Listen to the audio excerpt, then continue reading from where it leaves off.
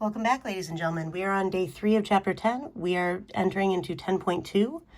So confidence intervals for mu sub 1 minus mu sub 2. And by the end of this lesson, you will be able to determine whether the conditions are met for constructing a confidence interval for a difference between two means. And you'll also be able to construct and interpret a confidence interval for a difference between two means. Okay, let's go ahead and get started. As stated, we are on 10.2 day 1, estimating a difference in means. You can read much of this information on pages 668 to 675. All right, so what are the conditions for constructing a confidence interval for a difference in two means? Well, they're the same as we had previously. For random, we need independent random samples or treatments randomly assigned. 10% condition, each sample needs to be less than 10% of the corresponding population. We don't use this for experiments. This is only for sampling without replacement. So if you have independent random samples, then check your 10% condition. If you have treatments randomly assigned, then you can assume independence just through the fact that the treatments are randomly assigned and you have a well-designed experiment. Now the normal or large sample condition, for each sample, you need one of the following. So either the population is normal or you need a graph of the sample graph of the sample data. Make sure you actually include the graph that shows no outliers or strong skewness, or we need to know that our sample size is large. So you can either show that the data could have come from a normal distribution, or you need to have a large enough sample size that it doesn't matter. And you need to do this for each sample or each treatment group. Right, now, what is the standard error of sample mean sub 1 minus sample mean sub 2? And how do you interpret this value? Is it on the formula sheet? So the standard error of the sample mean of 1 minus sample mean sub 2 is equal to the square root of the first sample standard deviation squared divided by our first sample size, plus the second sample standard deviation squared divided by our second sample size. Now this is basically our original standard error formula. Right, if you look back to this, if we were to square this, remember when we were combining independent random variables, we square our standard deviations and we add our variances. So this formula right here squared would have the sample standard deviation squared divided by n, because squaring a square root cancels out the square root. So standard deviation squared divided by n would be the variance. Add the two variances, and then take the square root to get back down to standard deviation. That's why this formula is structured the way that it is. Now, this actually measures how far the estimated difference in means typically varies from the true difference in means. And yes, this is on the formula sheet. Now, what is the formula for the two-sample t interval for mu sub 1 minus mu sub 2? Is this formula on the formula sheet?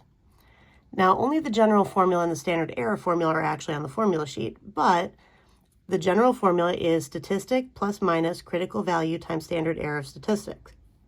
So our statistic is basically the same calculation as we're looking at for our population parameter, but done with the sample data. So it'd be the first sample mean minus the second sample mean. That difference is your statistic. And since we're using a t interval, it'd be plus minus t star, and then just substitute in your standard error of your statistic here at the end. So square root of s sub 1 squared divided by n sub 1 plus s sub 2 squared divided by n sub 2. Now, how do we calculate the value of t star? And how do you calculate the degrees of freedom? All right, so we can either calculate t star with the t-table, this would be considered a conservative estimate, or with technology, which is our preferred estimate. This is one of those few cases where using the calculator is going to be your better bet. Now, the conservative approach, we use the t-table and the degrees of freedom of the smaller of either our first sample size minus 1 or our second sample size minus 1. The margin of error will be bigger than it needs to be if we use this estimate, and that's why it's considered conservative, because it gives us a wider interval, which means we're more likely to capture things. Now, technology, you can use the formula on page 670, and for full credit, set up the confidence interval equation with all the numbers entered except for t star. Then use the calculator to finish the do step and report the degrees of freedom from the calculator. Ignore any sort of pooling option for now, just say no if it offers to pool. All right, we're actually going to take a look at the technology method in our example. Let's go ahead and run through this. So for our example, Ashton and Olivia wanted to know if generic chocolate chip cookies have as many chocolate chips as name brand chocolate chip cookies on average. To investigate, they randomly selected 10 bags of Chips Ahoy cookies and 10 bags of Great Value cookies and randomly selected one cookie from each bag. Then they carefully broke apart each cookie and counted the number of chocolate chips in each. All right, so this is the listing of how many chocolate chips were in each of the 10 cookies from the Chips Ahoy bags, and then how many chocolate chips were in each of the chocolate chip cookies from Great Value. And for letter A, we want to construct and interpret a 99% confidence interval for the difference in the mean number of chocolate chips in Chips Ahoy and Great Value cookies. All right, so first we want to state, so we're going to do a 99% confidence interval for mu sub CA minus mu sub GV, where mu sub CA is the true mean number of chocolate chips in Chips Ahoy cookies, and mu sub GV is a true mean number of chocolate chips in Great Value cookies.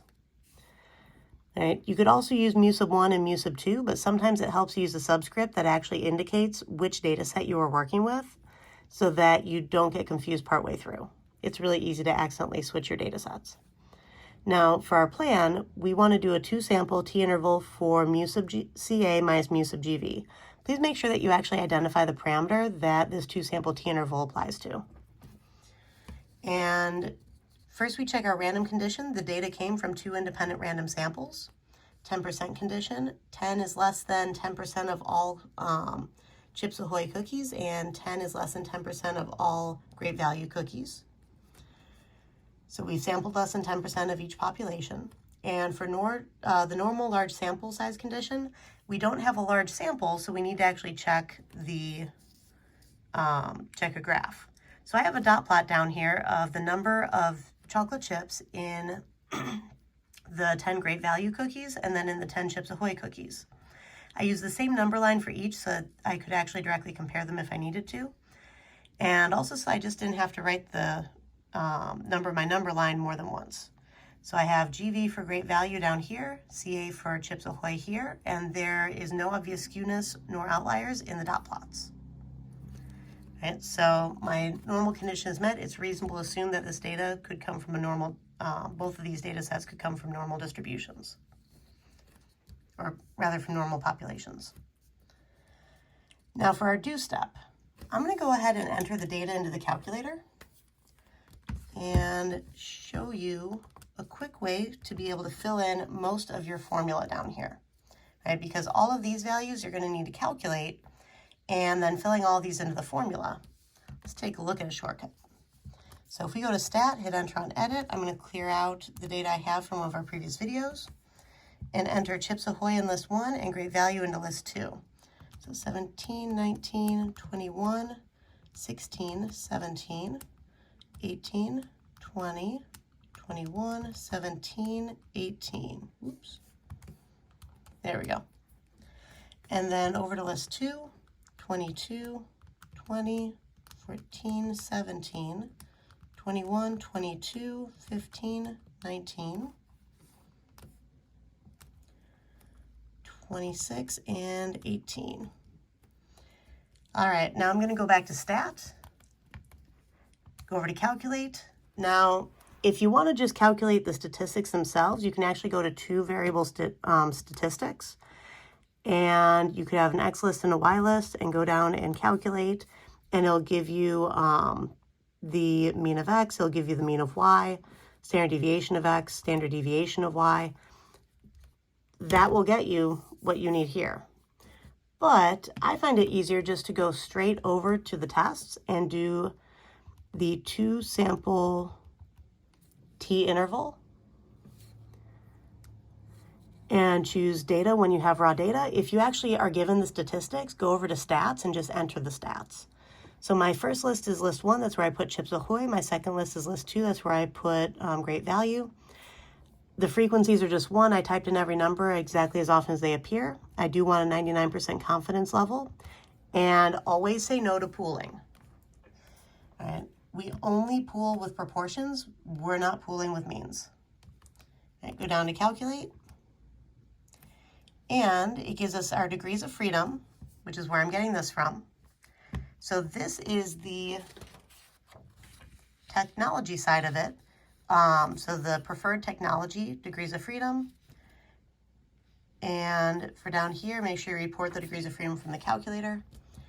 But it also gives us our two means, our two standard deviations, and our sample sizes, as well as our interval. So my mu sub CA is about 18.4. My standard deviation of the Chips Ahoy chips is 1.78 approximately. The 6 rounds of 7 up to an 8, so 1.78. My my sample mean for great value was 19.4, and my sample standard deviation for great value was approximately 3.60.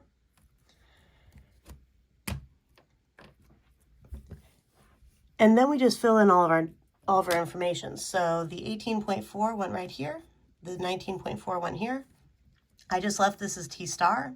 You can fill it in if you want to. You can use this degrees of freedom to find what your T star should be based on the tail area and fill that in. But as long as you provide your degrees of freedom, this is actually findable. All right, square root of 1.78. So our sample standard deviation here squared divided by our sample size of 10. Plus our sample standard deviation from great value squared divided by the sample size of 10. Remember, we had 10 cookies from each set. And using the degrees of freedom here, we get this interval. So it is okay to go ahead and use the calculator to help you actually fill out your work for this and to skip over actually calculating your T star on this one. As long as you provide those degrees of freedom, you're okay. Now, if you don't provide the degrees of freedom, there's no way to figure out where this particular interval came from. So make sure you provide that. All right, so for our conclusion, we are 99% confident that the interval from negative 4.81 to 2.81 captures the true difference, Chips Ahoy minus great value, in the mean number of chocolate chips and Chips Ahoy and great value cookies. And finally, for letter B, does your interval provide convincing evidence that there is a difference in the mean number of chocolate chips? Well, because the interval includes 0, there is not convincing evidence of a difference in the mean number of chocolate chips and Chips Ahoy and great value chocolate chip cookies. If there were a difference, then 0 would not be plausible. Since 0 is plausible, we cannot say that we have a difference, which is why there's not convincing evidence of a difference. All right? Go ahead and try these problems, and I'll see you in class.